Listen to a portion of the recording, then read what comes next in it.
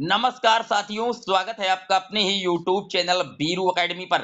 Dear, बात करेंगे छत्तीसगढ़ में बीएड चयनितों को लेकर के। कल माननीय छत्तीसगढ़ राज्य की हाई कोर्ट में 18 जनवरी 2024 को एक महत्वपूर्ण सुनवाई होने जा रही है। बात करेंगे छत्तीसगढ़ में बीएड चयनितों को लेकर के क्या डिसीजन हो सकता है। साथ ही साथ बात करेंगे उत्तर प्रदेश में बीएड चयनितों को लेकर के जो 22 जनवरी को गुड्डू सिंह की याचिका लगी हुई है, जो कि एक शिक्षा मित्र है, उसके अगेंस्ट में बीएड की तरफ से भी एक नई याचिका डाली गई है। पूरी तरीके से चर्चा करेंगे दोनों राज्यों की शिक्षक भर्तियों पर, आखिरकार क्या होगा इसका भविष्य, उस पर भी बात करेंगे। साथ ही साथ आप लोगों के कमेंट भी सादर आमंत्रित किए जाएंगे कि आखिर आप लोग इस पूरे मैटर पर क्या जो टेक्निकल सोच है वो आप रखते हैं। लेकिन जितने लोग चैनल पर पहली बार जुड़ रहे हैं, सब्सक्राइब करके बेल आइकन प्रेस कर लीजिए। डियर, आप जानते हैं कि छत्तीसगढ़ में लगभग 12,000 से ज्यादा पदों पर प्राथमिक शिक्षक भर्ती का विज्ञापन जारी किया गया था। और विज्ञापन जब आया था तब उस समय बीएड पूरी तरीके से प्राथमिक लेवल पर वैलिड था। एनसीटी का जो गजट था 28 जून 2018 का, वो पूरी तरीके से पात्र था।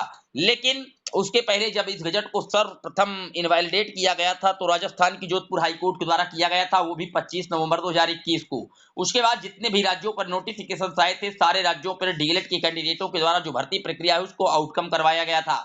साथ ही साथ छत्तीसगढ़ की शिक्षक भर्ती जब आई तो यह भर्ती प्रक्रिया भी डीएलएड की तरफ से चैलेंज कर दी गई थी।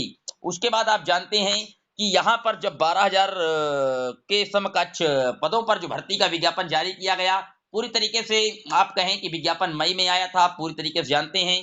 और कहीं ना कहीं 10 जुलाई को यहाँ पर एग्जाम कंडक्ट हुआ और उसके बाद 11 अगस्त 2023 को माननीय सर्वोच्च न्यायालय के द्वारा जजमेंट आता है, जहां पर एनसीटी के गजट को क्वैश कर दिया गया पूरी तरीके से। उसके बाद जब यहाँ पर उस समय जब जजमेंट आया था 11 अगस्त 2023 को, तब छत्तीसगढ़ राज्य की जो शिक्षक भर्ती थी उस पर काउंसलिंग इत्यादि चल रही थी।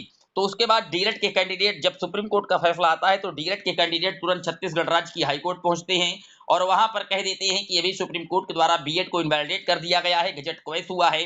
तो अब आप यहाँ पर जो बीएड के कैंडिडेटों की काउंसलिंग इत्यादि करवा रहे हैं उसको तत्काल प्रभाव से रोकिए, क्योंकि अब ये लोग पात्र नहीं रह गए हैं प्राथमिक में। तो उसको देखते हुए, आधार बनाते हुए, जो छत्तीसगढ़ राज्य की हाई कोर्ट है वो तत्काल बीएड कैंडिडेटों का जो काउंसलिंग इत्यादि है उस पर स्टे लगा देती है और पूरी तरीके से उनकी भर्ती प्रक्रिया पर उनको कहीं ना कहीं आप कहें बाउंड कर देती है, यानी कि रोक देती है। उसके बाद जो बीएड के कैंडिडेट हैं वो मानी सुप्रीम कोर्ट का दरवाजा खटखटाते हैं और वहां पर बताते हैं कि अब भर्ती प्रक्रिया ऑनगोइंग प्रोसेस में थी, काउंसलिंग इत्यादि चल रही थी और बीच में छत्तीसगढ़ राज्य की हाई कोर्ट ने हमको पूरी तरीके से बीएड कैंडिडेटों को स्टे दे दिया है, जबकि डीएलएड कैंडिडेटों की काउंसलिंग चलाने का आदेश दिया गया है। तो यहाँ पर उन्होंने राहत मांगी और माननीय सर्वोच्च न्यायालय ने उनको राहत दी भी और छत्तीसगढ़ राज्य की हाईकोर्ट को आदेशित किया कि आप इनको पूरी तरीके से शरण में रखिए और अंतिम जो डिसीजन है वो मेरिट और लॉ पर आप डिसाइड कर दीजिएगा, ये उन्होंने कह दिया। तो यहाँ पर जो काउंसलिंग इत्यादि कंप्लीट हो गई और उसके बाद सितंबर में ज्वाइनिंग लेटर भी मिल गई। अब सितंबर में जब ज्वाइनिंग लेटर मिला तो बीएड के कैंडिडेट भी सिस्टम में आ गए। लगभग 5,000 से ज्यादा कैंडिडेट बीएड के सिलेक्ट हैं छत्तीसगढ़ राज्य में और अपनी सेवाएं लगातार दे रहे हैं। अब हुआ ये कि इसकी लगातार सुनवाइयां चली, कभी राज्य सरकार अपना पक्ष नहीं रख पा रही थी, तो इसकी वजह से जो डेटे हैं वो लगातार एक्सटेंड होती गई। लेकिन जो नियुक्ति प्रक्रिया है, नियुक्ति पत्र मिला हुआ है बीएड के कैंडिडेटों को छत्तीसगढ़ राज्य में, उनकी नियुक्ति प्रक्रिया में साफ साफ लिखा हुआ है कि आपकी जो नियुक्ति है वो छत्तीसगढ़ राज्य की हाईकोर्ट के अंतिम फैसले पर टिकी हुई है। मेरिट और लॉ पर डिसाइड करने का जो अधिकार है माननीय सर्वोच्च न्यायालय ने वो छत्तीसगढ़ राज्य की हाईकोर्ट को दे रखा है। अब कल उसकी जो फाइनल सुनवाई है वो होने जा रही है, क्योंकि छत्तीसगढ़ राज्य की सरकार ने पूरी तरीके से जो अपना पक्ष है वो जवाब अपना दाखिल कर दिया है और अंतिम सुनवाई छत्तीसगढ़ राज्य में कल हाई कोर्ट में, छत्तीसगढ़ राज्य की हाई कोर्ट में कल होने जा रही है। अब यहाँ पर बीएड चयनितों को लेकर के क्या डिसीजन हो सकता है उस पर चर्चा करेंगे। देखिए डियर, पहली बात, 11 अगस्त 2023 का जब जजमेंट आया था माननीय सर्वोच्च न्यायालय का, तो सीधे तौर पर सुप्रीम कोर्ट ने कहा था कि 11 अगस्त 2023 के बाद एक भी पोस्ट पर बीएड कैंडिडेट पीआरटी लेवल में अलाउड नहीं किया जाएगा। उन्होंने 21A आर्टिकल 6 से 14 वर्ष के बच्चों के मौलिक अधिकार का हनन बताते हुए बीएड को प्राथमिक लेवल से इनवैलिडेट कर दिया था और प्राथमिक लेवल पर केवल डीएलएड या बीएसटीसी या बीटीसी अभ्यर्थियों को ही एलिजिबल माना था। अब यहाँ पर जो छत्तीसगढ़ राज्य में नियुक्ति प्रक्रिया वितरित की गई वो दरअसल 11 अगस्त 2023 के बाद ही वितरित हुआ है। तो आप ये मान सकते हैं यहाँ पर जैसे ही 11 अगस्त 2023 का जजमेंट आधार बनाया जाएगा डीएलएड की तरफ से, और साथ ही साथ क्लैरिफिकेशन जो याचिका है श्री अर्णव घोष जी की जो कि खारिज हुई है, वो भी जजमेंट 11 अगस्त 2023 से लागू होने की बात की जा रही थी। जो नोटिफिकेशन 11 अगस्त 2023 के पहले आए थे उन सब पर बीएड को अलाउड करने की बात की जा रही थी। हालांकि माननीय सर्वोच्च न्यायालय ने उस याचिका को खारिज कर दिया, यानी को नकार दिया है। तो दोनों को जब आधार बना करके माननीय छत्तीसगढ़ राज्य की हाईकोर्ट में डीएलएड के एडवोकेट की तरफ से रखी जाएगी, तो निश्चित तौर पर 99% अगर बात की जाए तो डीएलएड के फेवर में ही इसका डिसीजन आने की जो संभावनाएं हैं वो प्रबल हो जाती हैं। वैसे कल इसकी महत्वपूर्ण सुनवाई होगी। देखने वाली बात यह होगी कि छत्तीसगढ़ राज्य की हाईकोर्ट के द्वारा किसके फेवर में डिसीजन दिया जाता है। लेकिन फिलहाल डीएलएड कैंडिडेटों का जो पड़ रहा है वो भारी दिखाई पड़ रहा है। अब बात कर लेते हैं उत्तर प्रदेश में बीएड चयनितों को लेकर के जो बड़ी अपडेटें आ रही हैं। आप जानते हैं कि उत्तर प्रदेश में 69,000 की एक बड़ी शिक्षक भर्ती हुई है, जहां पर 30,000 से ज्यादा कैंडिडेट बीएड के सिलेक्ट हैं और पूरी तरीके से सेवाएं दे रहे हैं। लेकिन 11 अगस्त 2023 का जब जजमेंट आया, एनसीटी का गजट पेश हुआ, तो उसके बाद ये पहले की भर्ती है। अब इसको भी माननीय कोर्ट की दहलीज पर घसीटा गया है और शिक्षा मित्रों की तरफ से एक याचिका दायर कर दी गई माननीय सुप्रीम कोर्ट में। और वहां पर जब पिछली सुनवाई हुई थी 5 जनवरी 2024 को, आप देख सकते हैं ऑनरेबल जस्टिस अनिरुद्ध बोस जी और संजय करोल जी के बेंच पर, तो वहां पर इस तरीके से डीएलएड की तरफ से जो एडवोकेट थे कपिल सिब्बल जी ने, उन्होंने इस तरीके से पूरे मामले को रखा कि आखिरकार सभी पक्षों को नोटिस जो है वो इशू करने पड़ गए। यहाँ पर रामचरण मौर्य वाले केस की भी लगातार दुहाई दी जा रही थी बीएड की तरफ से कि रामचरण मौर्य का जो केस था वो माननीय सुप्रीम कोर्ट तक पहुंचा था इलाहाबाद हाईकोर्ट के डबल बेंच से होते हुए, और जस्टिस यूयू ललित जी के जजमेंट के आधार पर उत्तर प्रदेश की 69,000 शिक्षक भर्ती हुई है। ये उनके द्वारा बीएड की तरफ से जो एडवोकेट हैं वो लगातार बातें कही जा रही हैं।